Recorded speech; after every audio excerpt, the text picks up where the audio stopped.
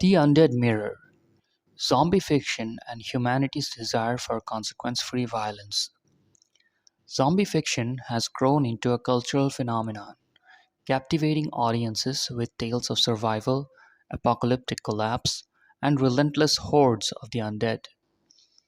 On the surface, these stories are thrilling escapism, allowing us to imagine ourselves as heroes or survivors in the face of overwhelming odds.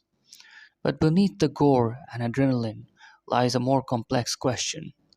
Does our fascination with zombie literature reflect a hidden desire to inflict violence on others in a morally consequence free way? Dehumanization as a narrative tool. The zombie is the perfect antagonist for consequence free violence. Stripped of individuality, personality, and even life itself, zombies exist as human like creatures devoid of morality or emotion. They are other in every sense of the word, shambling husks that can be dispatched with impunity. This dehumanization makes it easier for audiences to accept and even revel in their destruction. This isn't a new phenomenon. Throughout history, stories have often framed enemies as subhuman to justify violence. From wartime propaganda to dystopian fiction, the removal of empathy for the other side has long been a narrative device to explore themes of conflict and survival. Zombie fiction takes this idea to its extreme, offering us foes that are human enough to hit close to home, but not so human that their deaths feel tragic. A stage for our primal instincts. At its core, zombie fiction allows us to explore humanity's primal instincts. In a world without rules or laws, survival often depends on acts of aggression. The zombie apocalypse creates a scenario where violence becomes necessary and justified, a far cry from the structured morality of modern society. Killing zombies isn't just acceptable, it's heroic. This creates a sandbox for audiences to grapple with questions of violence and survival without real world consequences. Would we be capable of taking a life if it meant protecting ourselves or loved ones? Would we become saviors, pragmatists, or monsters in such a scenario? Zombie fiction gives us a way to confront these questions while keeping the moral stakes at arm's length. The allure of consequence free violence. But why do we need such a scenario to explore these questions? The answer may lie in the way zombie fiction caters to a darker, more suppressed part of the human psyche: the desire to act without consequence. In the real world, violence carries significant ethical and legal ramifications. In the zombie apocalypse, those constraints are lifted.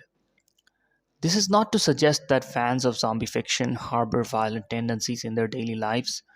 Instead, it's a reflection of humanity's curiosity about its own boundaries.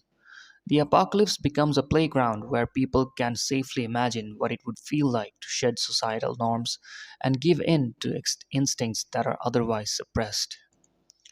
The zombie as a reflection of ourselves. Interestingly, the violence in zombie fiction often extends beyond the undead. Many stories emphasize that the real threat isn't the zombies, it's other humans.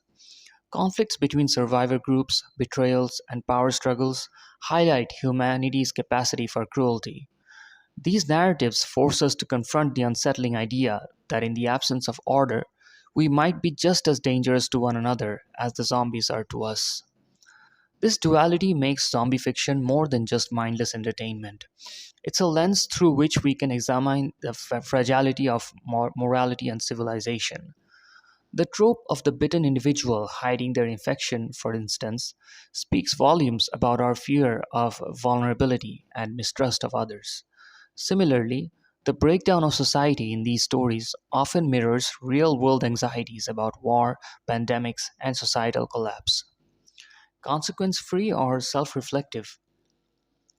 So, is our love of zombie fiction really about a desire for violence without consequence? Perhaps partially, but it's also about understanding who we are when stripped of the safety nets of modern life. The zombie apocalypse lets us play out scenarios of aggression and survival, but it also holds a mirror to our fears, flaws, and resilience. Zombie fiction thrives because it's more than just gore and action. It's a safe space to explore the darker corners of human nature. Our capacity for violence, our fear of the unknown, and our instinct for survival. By giving us enemies who are human but not quite, it allows us to ask, what would we do in a world without rules?